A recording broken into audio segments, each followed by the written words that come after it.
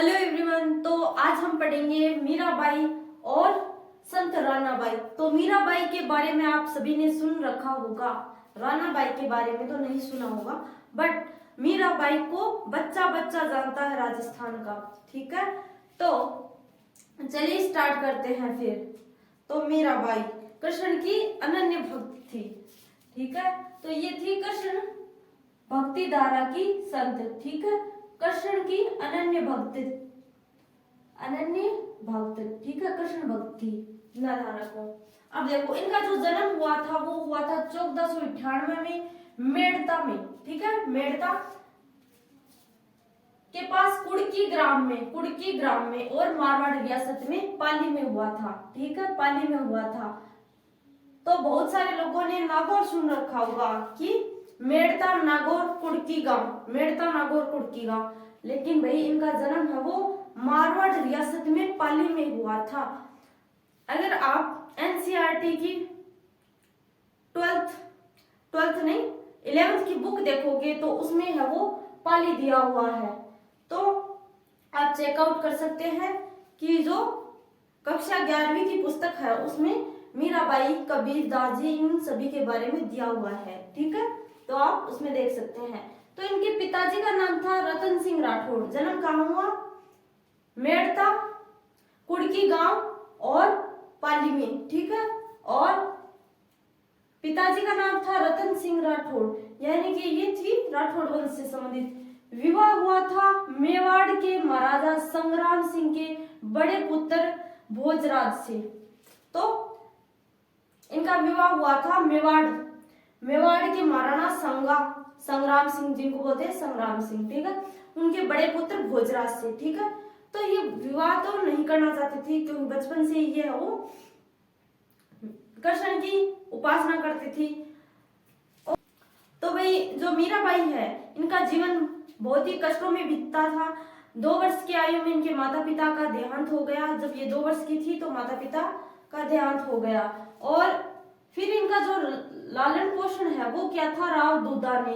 तो जो राव दूधा है, इन्होंने इनका लालन पोषण किया। ठीक है, लालन पोषण ये किया था राव दूधा ने। ठीक है, क्योंकि इनके माता पिता बचपन ही गुजर गए थे 2 वर्ष की आयु में।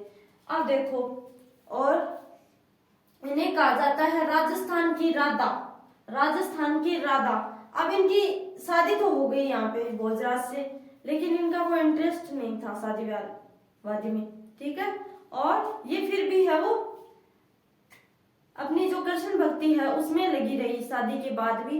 हालांकि जो भोजराज थे वो इनको सपोर्ट करते थे, लेकिन जो और लोग थे वो इनको इतना सपोर्ट नहीं करते थे और हमेशा इनको टांग खींचते रहते थे।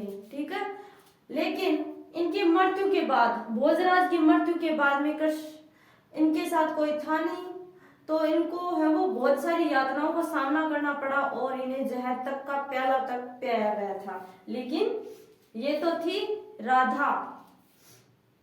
मीरा क्या थी? राधा। तो देखो भाई, मीराबाई है वो अपने अंतिम समय में गुजरात के रणछोड़ मंदिर में चली जाती है। अभी यहाँ पे इनका पति का देहांत हो गया था, तो ये लास्ट समय में है वो गुजरात का रणछोड़ मंदिर है वहां पर चली जाती है। तो कहते हैं कि मंदिर में जब मीराबाई गई, लेकिन वापस नहीं आई और लोगों ने देखा कि उनकी चुनरी है वो वहां पे मूर्ति के पास पड़ी थी। तो कहते हैं कि जो मीराबाई है वो कृष्ण की मूर्ति में ही विलीन हो गई। तो ये देखो, प्रेम इतना घनिष्ठ प्रेम था कि मीरा है वो कृष्ण के साथ विलीन हो गई। अब देखो, फिर भी लोग है वो राधा के दीवाने हैं। मीराबाई ने जहर पिया, मेड़ता पालवी की, ये चीज ध्यान में रखना। अब देखो, मीराबाई की पदावलियां प्रसिद्ध है। मीराबाई हमारी कवित्री थी। ठीक है, मीराबाई है वो कवित्री थी, ये थी कवियत्री। ठीक है, और इन्होंने भाई जो अनेक रचनाएं लिखी थी, जिनमें प्रमुख है बहुत सारी वैसे तो, लेकिन इनमें प्रमुख है वो है नरसिंह जीरो मायरो, नरसिंह मायरो। तो आजकल क्या है ना कि जो राजस्थानी साहित्य है, राजस्थानी साहित्य एवं बोलियां, विशेषकर साहित्य से क्वेश्चन बहुत पुटअप होते हैं और संत एवं संप्रदाय में 2-3 क्वेश्चन आपको पक्का मिलेंगे। मिलान वाले मिल जाए, सीधे मिल जाए या असुमेलित किसी भी प्रकार से मिल जाए, लेकिन आपको मिलेंगे। तो राजस्थान की साहित्य एवं बोलियां, तो जो रचनाएं है वो ध्यान में रखना। मीराबाई की रचना है नरसिंह मायरो, ठीक है, गरबा गीत और जो राधा गीत, गोविंद गीत, ऐसे बहुत सारी उन्होंने रचनाएं भी की थी। अब देखो नेक्स्ट है संत रानाबाई। संत रानाबाई ये भी कृष्ण भक्ति की कृष्ण भक्त थी, ठीक है, कृष्ण की संत थी। ये भी है वो कृष्ण भक्ति से जुड़ी हुई संत थी। जन्म हुआ था हरनावा। हरनावा कहाँ पे है? जो मकराना के पास नागौर में, ठीक है, मकराना नागौर में, यहाँ पे इनका जन्म हुआ था, हरना। अब इनके गुरु थे चतुरदास जी।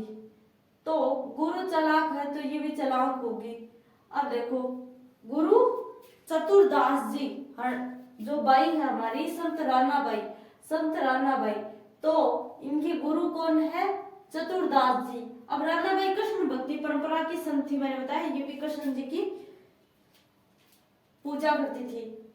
अब देखो समाधि है, वो है, अब देखो समाधि फाल्गुन शुक्ल त्रयोदशी, फाल्गुन शुक्ल त्रयोदशी को 1570 में जीवित समाधि ले ली भाई इन्होंने।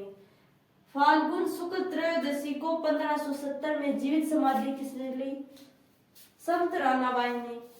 अब देखो हरनावा में भाद्र शुक्ल त्रयोदशी को इनका मेला भी लगता है।